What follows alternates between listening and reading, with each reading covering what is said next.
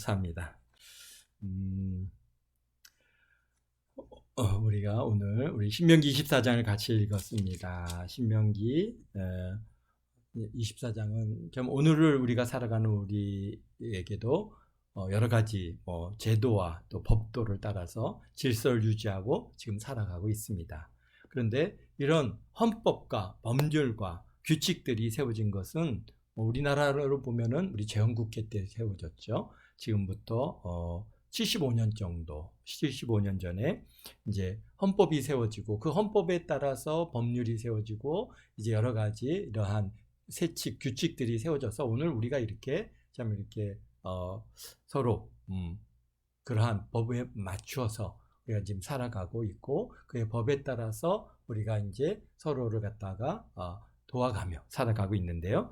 이런 것들을 갖다 이제 성문화되었다 해서 성문법이다라고 그렇게 이제 우리가 말하고 있는데 사실 이렇게 좀 오늘날 같이 이게 성문화되지 않는 그런 법률들이 지금까지 꽤 오랜 시간 동안 우리에게 있었습니다. 물론 우리 조선 시대에도 나름 이제 그런 법들이 있었지만은 그러나 그것은 거의 왕과 그 다음에 무슨 이제 이런 귀족들에 속한 것이지 일반인들을 향한 그런 법도 또는 이런 지금 우리가 누리고 있는 이러한 것들은 좀 달랐다고 봐집니다.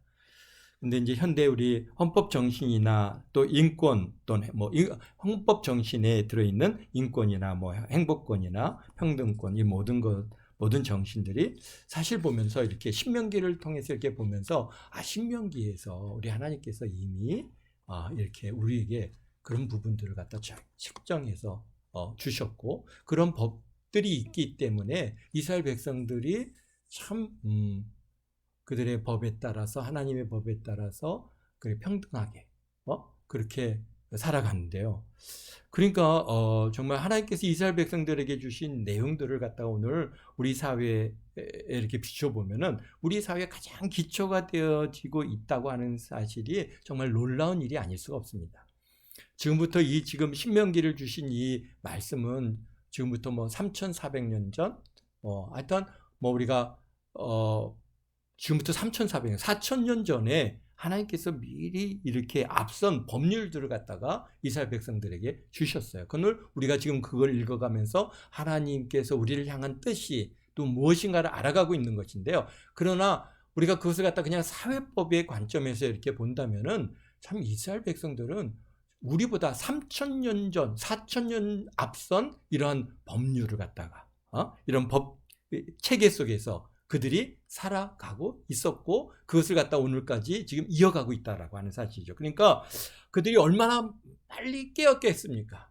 우리 대한민국의 여성들을 갖다가 우리가 몇백 년 전만 아니라도 지금부터 한 100여 년 전만 해도 정말 여성들의 생각과 그런 사고가 깨어있지 않고 그저 그냥 이렇게 살아가는 거 있었죠. 오늘날에는 얼마나 그러한 이 생각과 모든 삶이 깨어서 정말 이 사회를 주도해 가고 있지 않습니까? 그런 걸 봤을 때 어떤 법도 하에서 우리가 살아가느냐에 따라서 사람들의 생각이 굉장히 달라지고 있다는 겁니다.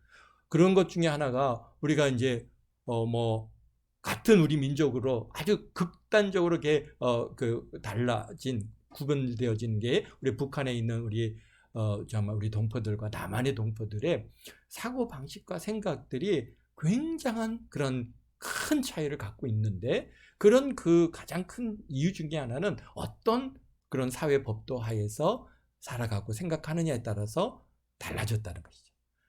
그뿐만이 아니라 우리가 국제사회를 이렇게 들여다보면은 정말 이렇게 우리 민주주의 사회, 하나님의 법을 기초로 해서 세워진 그런 헌법하에서 살아가는 사람들과 그렇지 않은 사람들의 생각하는 방식과 그런 의식이 완전히 차이가 있습니다.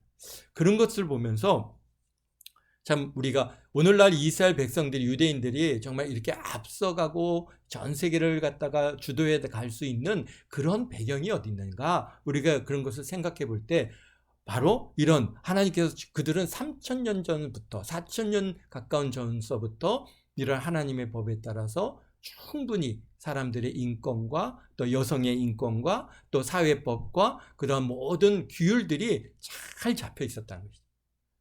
그것이 우리에게 와서는 언제 1948년도 재헌국회를 갖다가 세울 때 그 재헌국회에서 이 헌법을 세울 때 이런 그 성경의 헌법 정신, 그러니까 성경에서 주신 하나님의 말씀을 헌법 정신에서 딱 그 전에까지는 뭐 인권, 뭐 이런 것들이 사실 뭐가 있었겠습니까? 그죠? 권력, 왕의 지배하에서 이 세상을 갖다가 이끌어가는 왕의 부속된 우리는 노예 같은 그런 존재들이지, 우리가 무슨 뭐 권리를 주장하고 이런 거 사실은 없었던 시대를 갖다가 오랫동안 살아왔습니다.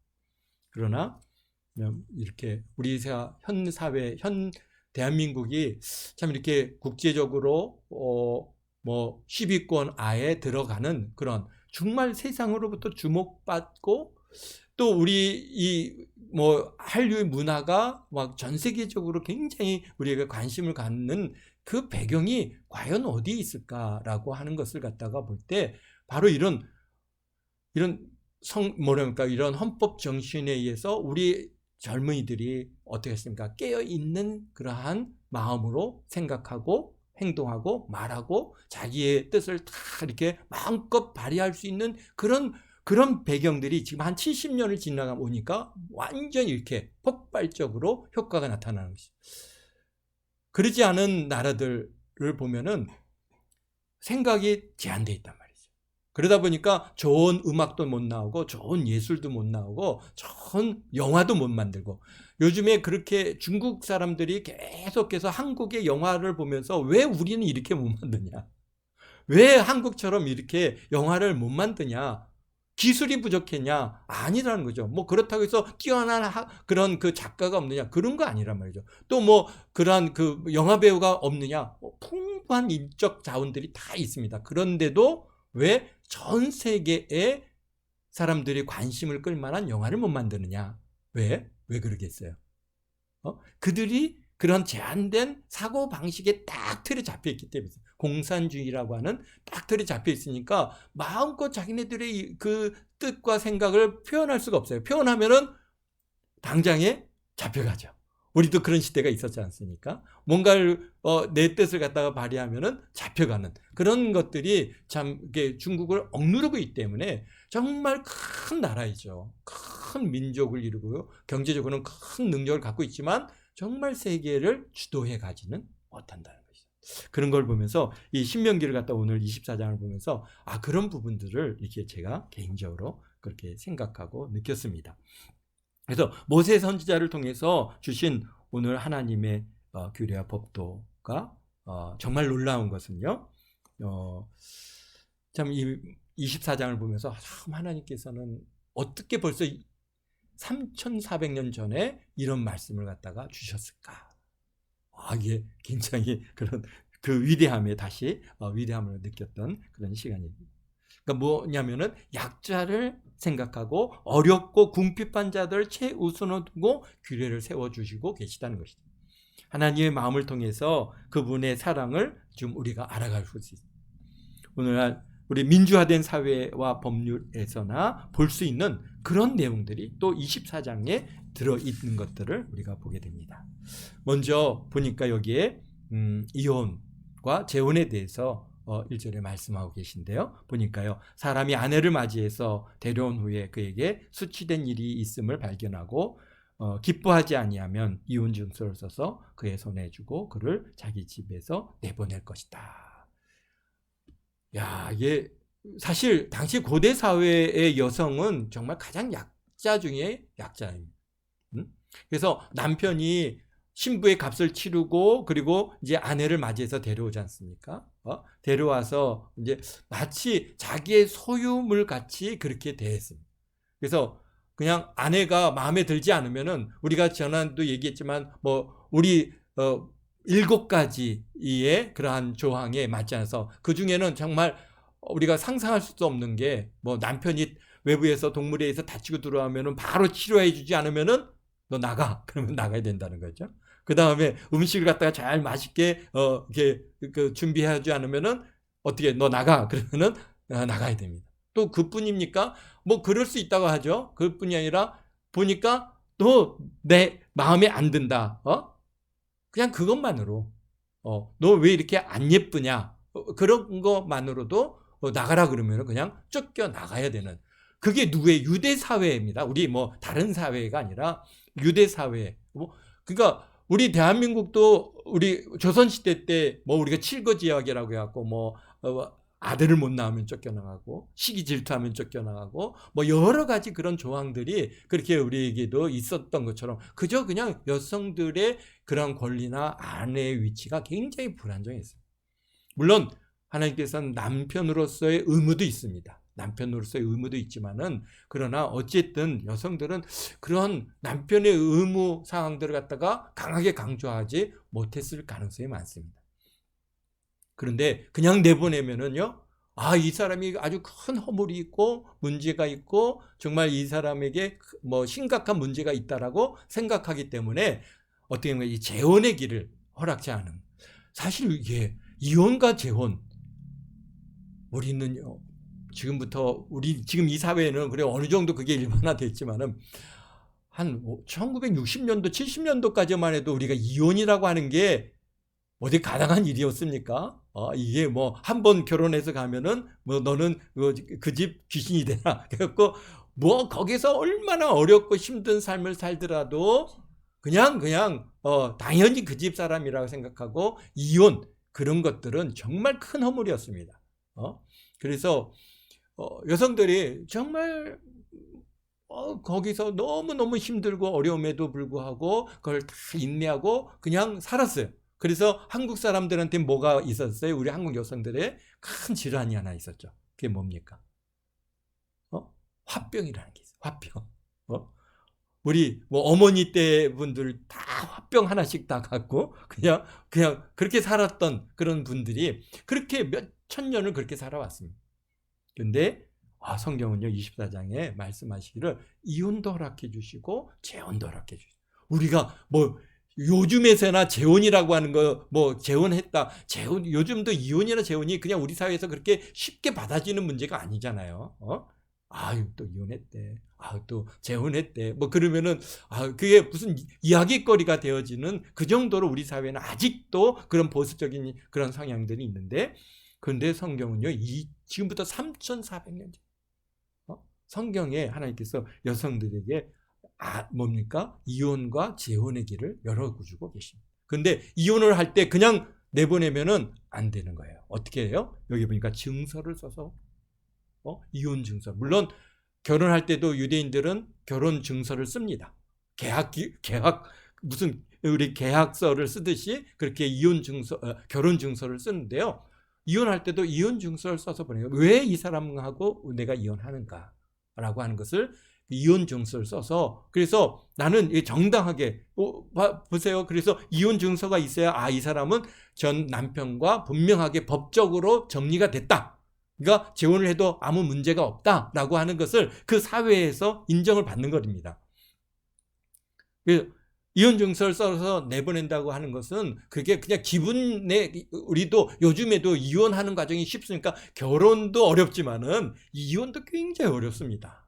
우리가 보면은 이혼 소송을 해야죠. 또 그다음에 또 법정에 가갖고 뭐 정말 이혼할 건가 아닌가 또 그것에 대해서 재판관 앞에서 이걸 얘기해야죠. 그뿐 아니라 또 뭐 한쪽에서 나 이혼하기 싫습니다 그러면은 정말 이게 소송을 해야 되는데, 이 소송 과정은 너무나도 어렵고 힘든 이런 과정이고, 합의 이혼을 한다 할지라도 그게 정말 그런지 다시 한번 요즘은 뭐 사주해 봅시다, 그런 건 없는 것 같아요. 40일 동안 숙려 기간을 갖다가 주어서 40일 이후에 이제 이혼이 이제 완전히 이루어지는 그런, 굉장히 이혼도 쉽지 않은데, 그건 왜 그렇습니까? 그만큼 생각해 보라는 겁니다. 정말 이혼할 것인지, 정말 이혼을 갖다 원하는 것인지. 바로 여기서 이 이혼 증서를 쓰는 이 과정도 정말 내가 이 사람하고 이혼할 것인지, 그냥 기분에 따라서 우리 이혼합시다.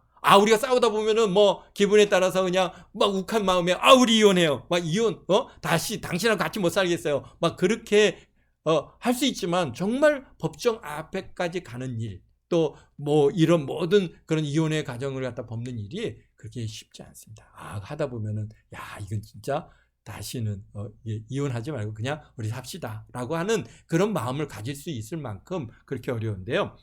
이렇게 이혼 증서를 쓰는 것은 그만큼 이혼의 과정이 정말 내가 이 사람하고 헤어져야 될 것인지, 여기서 보면은 뭐 수치된 일을 발견하고 기뻐하지 아니하면, 뭐 이게 수치된 일들이 뭐가 있을 수 있겠어요? 이스라엘 백성들에게, 여성들에게 맞는 뭐 수치스러운 일은 어떤 뭐 기뻐하지 않는 일들 중에 하나는 남편의 마음에 맞지 않고, 또 뭐 수치된 일 중에 하나는 뭡니까? 치료도 잘 안 해주고, 뭐 그다음에 음식도 잘 안 해주고, 뭐 이런 여러 가지 이런 일이죠. 뭐 이게 어떤 뭐 부정이다 또는 뭐 간음이다 이런 문제는 아닙니다. 왜냐하면 부정이고 간음이면은 그냥 어떻게 했어요? 죽는 일이에요. 그거는 그냥 그런 문제가 딱 대비가 됐으면은 그냥 그것을 갖다가 공의 앞에 또는 그 이제 그 지역 사회에 딱 내어놓고 그다음에 이 사람 부정했다 그러면 다 돌로 쳐서 죽여야 되는 죽는 문제이기 때문에 그런 문제가 아니고, 이혼이라는 것은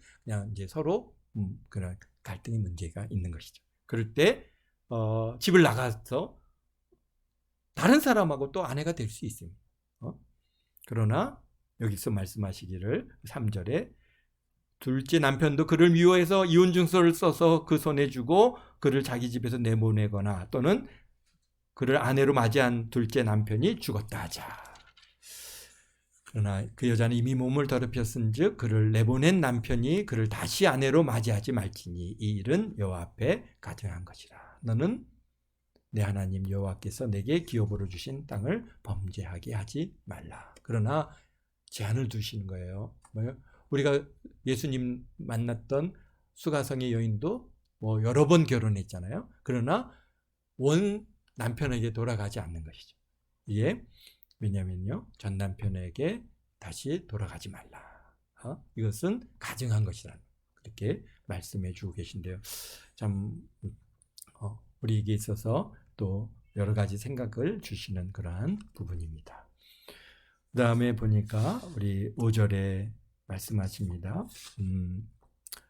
사람이 새로 아내를 맞이하면 그를 군대로 내보내지 말 것이요, 아무 직무도 그에게 맡기지 말 것이며 그는 1년 동안 한가하게 집에 있으면서 그가 맞이한 아내를 즐겁게 할지니라. 우리 하나님께서는요, 정말 이게 신혼부부에 대해서까지도, 우리가 오늘날에는 결혼하면 신혼부부들이 뭐 얼마의 신혼여행, 하니문을 갖다가 보통 뭐 일주일 주는가요? 얼마나 요새는 갔는지를 잘 모르겠어요. 근데 성경적으로 보면 얼마의 시간을 갖다 허니문을 가져야 된다고요?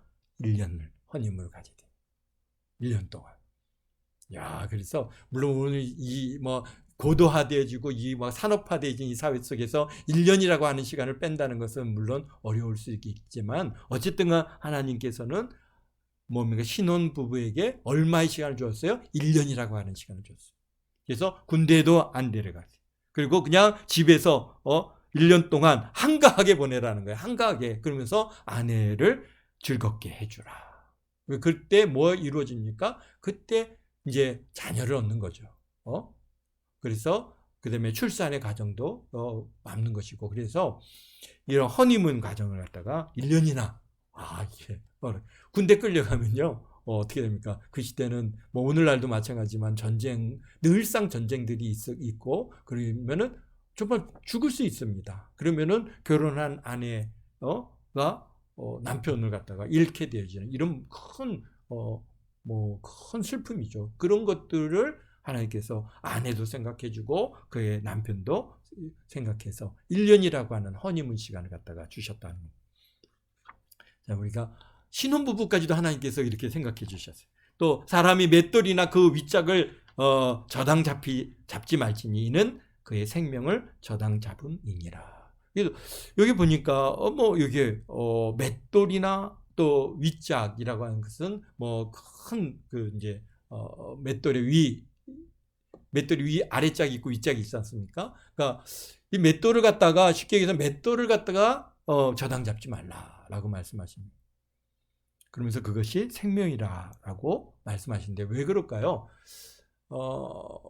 유대인들은 우리는 별을 갖다가 방아를 찍어서 이제 밥을 해서 먹지 않습니까? 그런 반면에 유대인들은 뭘 합니까? 밀을 맷돌에 갈아서 곱게 갈아서 가루를 내고 반죽을 해서 그것을 이제 빵을 만들어서 그들이 먹기 때문에, 그러니까 결국은 매일같이 맷돌에 갈아서 그것을 갖다 가루를 내서 떡을 만들어서 빵을 만들어서 먹는 그 주식입니다. 그러니까 주식을 이것을 갖다가 이 저당 잡히면 결국은 밥을 해 먹을 수가 없는 거예요. 그래서 그것은 생명이기 때문에 맷돌을 저당 잡지 말라. 참 정말 맷돌까지 저당 잡혀야 할 정도로 어렵다면 얼마나 어렵겠습니까? 무슨 정말 그 여분의 무슨 밀가루가 있겠습니까? 그런 사람들에게는 그들이 겨우 그냥 밀싹을 갖다가 이삭죽기를 해서 하루하루를 연명하는 이런 어려운 사람들의 중요한 생명의 근거인 그러한 맷돌을 저당 잡지 말라. 그런 의미입니다. 또 7절입니다. 사람이 자기 형제 곧 이스라엘 자손 중에 한 사람을 유인하여 종으로 삼거나 팔 것이 발견되면 그 유인한 자를 죽일지니 이같이 하여 너희 중에서 악을 제할지니라. 그러니까 이게 뭡니까? 유괴죠. 유괴죠. 유괴해서 종으로 삼고 아니면은 어떡해요? 판단 말이죠. 이런 거 행하면은 오늘날에도 유괴는 아주 가장 큰 죄악 중에 하나인데요.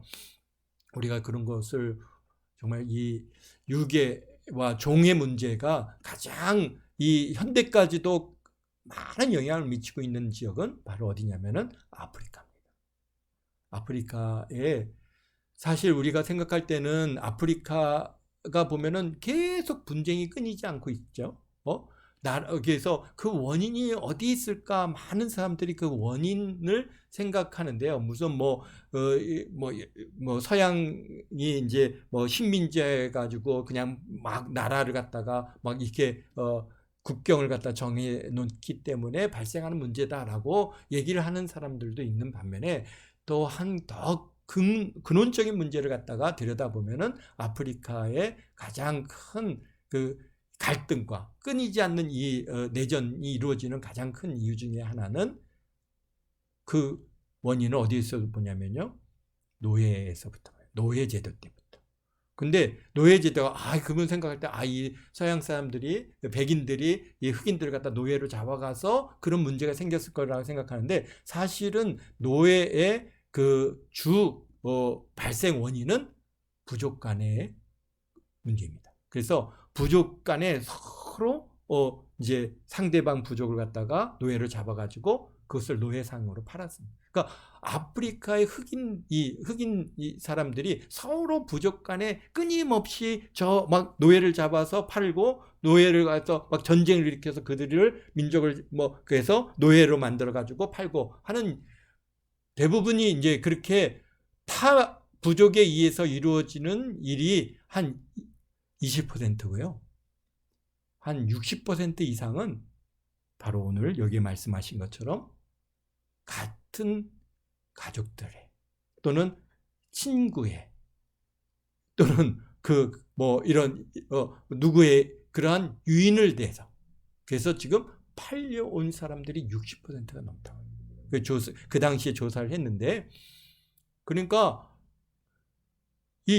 이로 인해서 항상 불신이 그들 속에 늘 있습니다. 저놈이 내 가족을, 내 자녀를, 내 식구를 혹시나 이게 잡아다. 우리가 그러니까 항상 그들은 서로 경계하고 우리는 그런 일들이 없다 보니까 서로 신뢰하고 믿고 그냥 뭔가 그런 신용을 가지고 살아가는데 이 흑인들의 경우에는 굉장히 그런 불신이 그들 속에 벌써 100여 년을 갖다가 지나오면서 꽤 오랜 시간 동안 서로 그러한 불신의 세력들이 꽉 자리 잡고 있어서 그래서 누가 힘을 가지면 혹시 제가 우리를 갖다가 해를 끼치지 않을까라고 하는 그런 큰 두려움이 그들 속에 있어서 그게 하나의 그런 마음으로 이렇게 묶어지지 않는 그런 결과를 갖고 왔다고 그렇게 보고 있습니다. 그러니까 이 정말 사람을 갖다 유인해서 종으로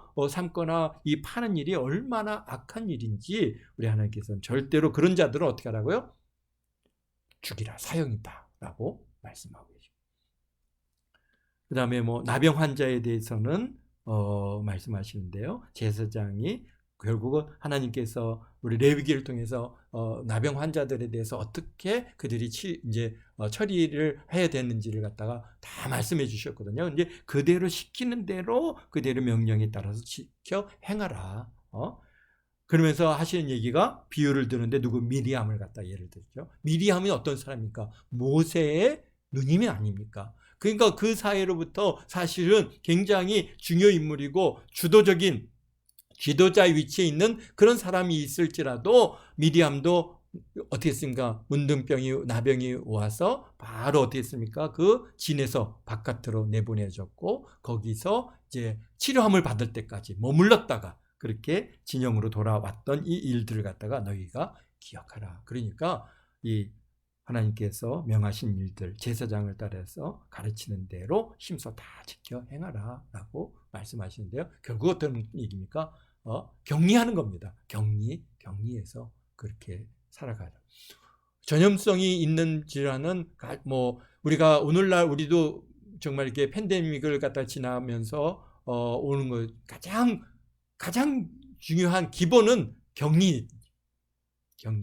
격리해서 그것이 전파되지 않게 다른 사람한테 전파되지 않게 그렇게 한계를 가하는 일이 굉장히 중요하다는 것을 우리가 알고 있습니다. 그렇습니다. 또 여기 보니까요. 또 10절 이후에 10절에서 11절에 저작물에 대한 규례를 갖다 정해 주시는데요.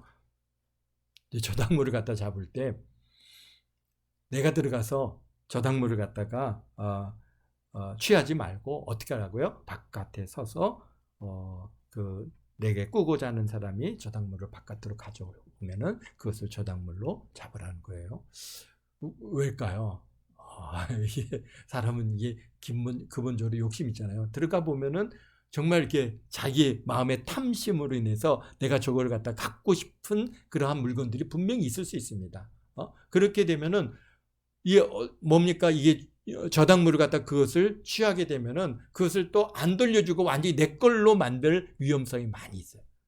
그리고 이 사람이 그 가정에서 꼭 필요한 물건들은 예외가 돼야 되지 않습니까? 그래서 언제든지 바깥에서 서서 기다리고 그 사람이 갖고 나오면은 그것을 저작물로 잡으라.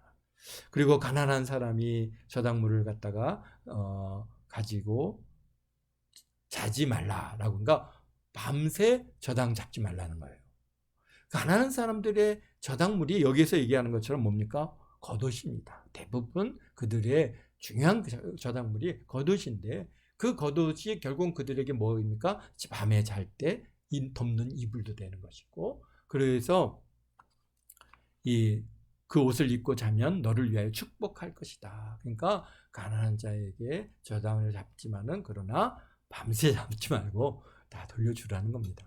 야, 참 우리 하나님께서는요 정말 어렵고 힘든 사람들의 마음을 그려주시고 그들의 정말 잠자리까지도 염려해 주시고 계시고 그 다음에 뭐 여기 14절에 또 품삯에 대한 얘기 있죠. 품삯 그날의 품삯을 그날에 다 제공해라 지불하라. 그렇지 않으면요 우리가 그렇죠 하루하루를 갖다가 일당 일을 하는 사람들이 정말 얼마나 여유가 없는 사람들입니까? 그냥 그날 벌어서 그날 이제 먹고 자고 해야 할 그 품삯을 주지 않으면은 하나님께 그 사람들이 어떻게 합니까? 이렇게 호소하게 되면은 여호와께서 그에 대해서 징계를 가하신다. 죄가 된다라고 말씀하시기 때문에 이 품삯 오늘날도요. 정말 한 일당을 갖다가 만약에 안 주면은 우리 사회가 아주 굉장히 강력하게 그런 제한을 가하고 법적으로 여러 가지 문제가 될 수 있습니다. 그런 건 왜? 그만큼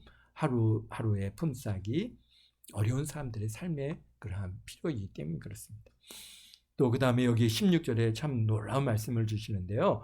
뭐냐면은 아버지 죄로 아들을 죽이지 말고 아들의 죄로 아버지를 죽이지 말라. 연자법이죠.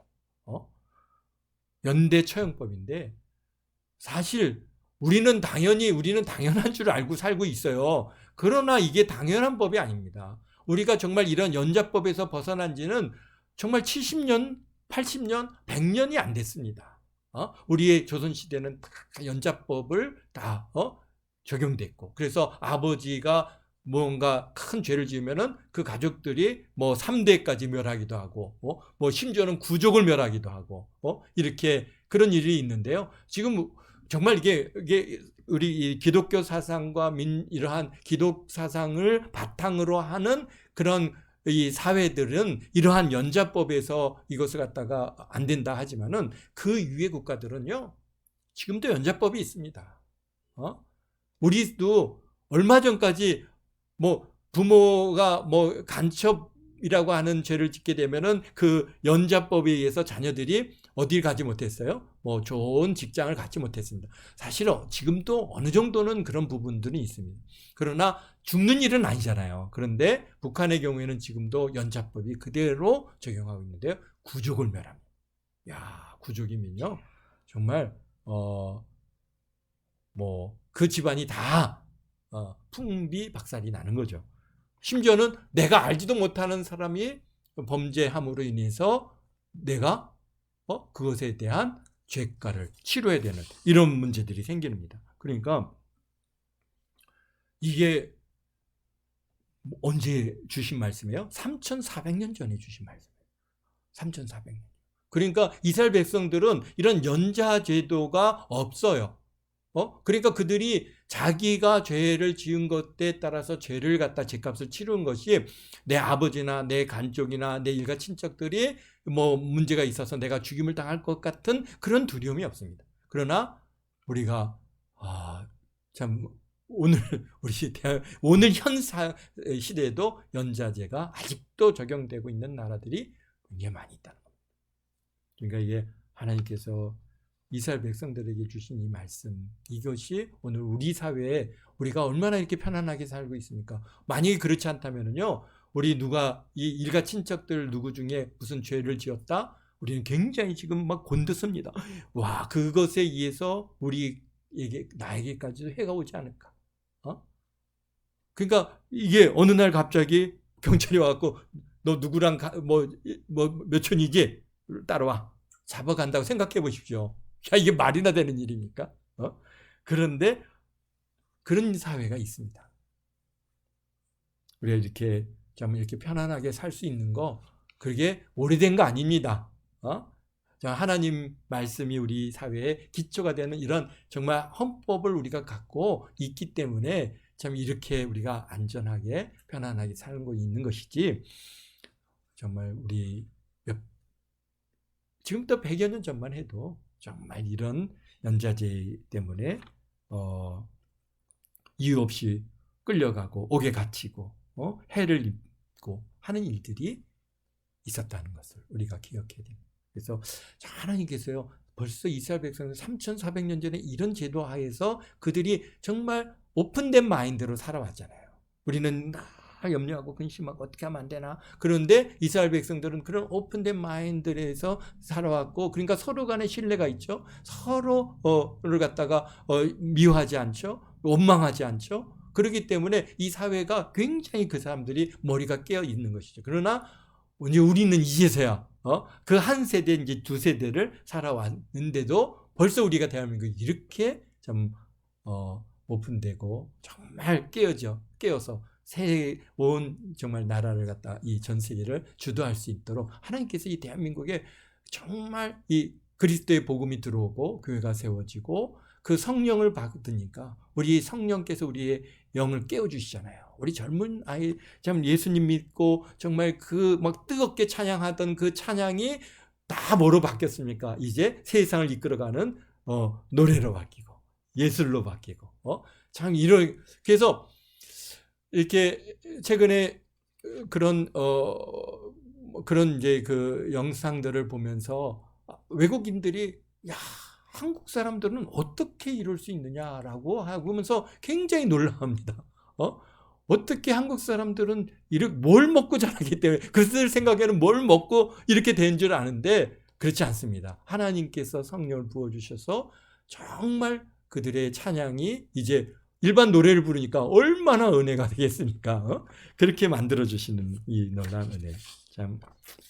그런데 그게요, 이스라엘 유대인들은 벌써 3,400년 전부터 그런 제도 하에서 그런 하나님의 영을 통해서 그들이, 그래서 얼마나 이 히브리 사람들의 그러한 찬양을 들어보면은 우리 마음을 감동하는지 몰라요.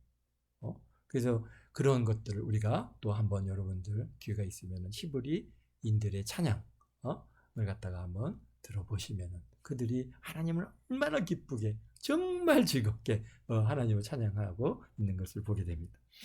그렇습니다. 여기에 이제 그 이후에 보면은 17절서부터 마지막 절까지는 역시 어렵고 객.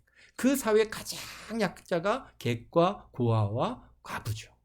오늘날에도 마찬가지지만은, 그러나 그 시대에 있어서 정말 이 어려웠고 가장 약자에 속한 사람들이 바로 객과 고아와 과부입니다. 이 사람들을 하나님께서 염려하셔서 그들의 먹을거리, 그래서 나무도 뭐 감람나무도 포도도 밀도 그렇게 다 그들을 위해서 남겨놓으라고. 오늘 우리 사회는 이게 이제 복지 사회가 되면서 그런 사람들을 국가가, 이제 우리가 공화국이잖아요. 그래서 공화라고 하는 그런 그 공통된 그런 재물을 가지고 이제 그들을 돌보고 있지만은 당신은 그렇지 않으니까요. 그러니까 지역 사회가 그들을 같이 먹을 것을 주고, 그런 방법을 하나님께서 다 이렇게 말씀해 주셨습니다. 뭐예요? 뭔가 고아와 과부와 객들을 위해서 남겨놓으라. 그래서 그들을 우리가 오늘 이 사회도 우리가 돌보고 그들을 갖다가 또 염려하고 생각하는 우리 삶이 되었으면 좋겠습니다. 아까 예배 시작하기 전에도 사실은 이제 좀 어려움이 있다고 이렇게 이제 교회 요청해서 오는 사람이 있습니다. 그분이 오셔서 그래서 이제 그런 우리 교회 매주 이제 준비해 놓고 있다가 이제 드리는데요. 그런 그 예배 시간에 예배 시간하고 이렇게 부딪히지 않고 잘 왔는데, 오늘은 그렇게 예배 시간에 시작하면서 왔네요. 그러니까 그런 분들이 오는 것에 대해서 우리가 불편해한 마음을 갖지 않습니다. 어느 때든지 오셔서 예배를 마치고 나가시면은요, 사실은 제가 이렇게 돈을 갖다가 호주머니에 가만히 갖고 있다가 가실 때 살짝 줍니다. 모르죠? 그렇게 왜 그분도 뭐 공개적으로 여러분들 앞에서 뭘 받아가면 얼마나 좀 부끄럽겠어요. 그런데 그냥 아무도 모르게 손에 싹 쥐어서 이렇게. 왜냐면은 그것 때문에 오셨거든요. 그렇지만은 예배 시간이니까 앉아서 같이 예배를 드리는 것에 너무 감사하고, 그런데 뭐 들어오지 않으니까 그냥 우리가 이제 오늘은 그냥 이렇게 드렸습니다. 그래서 객과 가부와 그다음에 고아, 어려운 사람들을 우리가 늘 생각하고, 여러분들 이렇게 주변에 그런 사람들이 있으면은 참 도움의 손길을 갖다가 끊지 마시고 언제나 좀 오픈된 마인드를 가지고 그런 사람들을 하나님께서 두시는 이유는 우리가 도우라고 두셨고, 우리에게 그런 도움을 통해서 우리에게 복을 주신다. 성경은 계속 우리에게 말씀하시고 있는 게 겁니다. 우리가 복받게 하려고 그런 사람들을 세웠다. 와, 왜 저런 사람들을 왜 저렇게 살지? 다 우리에게 복 주시려고 우리 눈에 띄게 하시는 거예요. 그러니까요, 여러분들 그런 것에 대해서 불편한 마음 갖지 마시고, 오늘은 또 하나님께로부터 복을 받게 하시려고 이렇게 보내주셨구나. 그러니까 기쁨으로 섬기잖아요. 여러분들도 그렇게 그런 마음으로 늘 그런 분들, 객과 과부와 그 다음에 고아들, 가장 약자들을 갖다가 돕는데 손을 이렇게 거둬들이지 마시고 손을 내밀 수 있는 저와 여러분 모두가 되시기를 주의 이름으로 축원드립니다. 기도하겠습니다. 사랑의 예수님, 감사해요. 참 우리 사회를 이루고 살아가는 이 일들이 얼마나 많은 일들이 있고 또 많은 아버지 하나님 그 안에서의 갈등과 문제들이 있는지 모릅니다. 그런데 오늘 우리 하나님께서는 우리에게 주시는 가장 약자들을 먼저 생각하라고 오늘 우리 우리에게 참 이 말씀을 주셨습니다. 오늘도 우리가 살아갈 때 아버지 하나님의 부딪히는 많은 문제들 속에서 우리 딱 한 가지, 먼저 약자를 생각하고 가장 약한 자들을 또 우선적으로 염려해주고 생각해서 우리가 아버지 하나님의 일을 이루고 결정을 내려갈 수 있는 그런 은혜들이 있게 도와주시고, 그로 인해서 하나님께서 참 우리 동안교회 성도들에게 복을 주시고 은혜를 더하여 주시는 그런 아버지 하나님의 귀한 은혜의 삶들 다 살아가도록 주님 축복하심을 감사합니다. 아버지 하나님, 이 한 주간도 우리 동안교회 성도들 주님께서 눈동자같이 지켜주시고 모든 위험과 사고에서부터 지켜주시고, 아버지 하나님 하는 일마다 잘 되게 도와주시고, 무엇보다도 영혼이 잘된 같이 범사가 잘되고 강건해지는 그런 한 주간 되게 도와주심을 감사합니다. 우리 동안교회 성도님들에게 피로를 풍성히 채워주시고, 참으로 저들의 손에 아버지 하나님께서 풍성한 물질 주셔서 참 나눠주고 베풀어주고 구워주는 그런 귀한 손길 다 되도록 축복하시니 감사하며 예수님의 이름으로 기도합나이다. 아멘.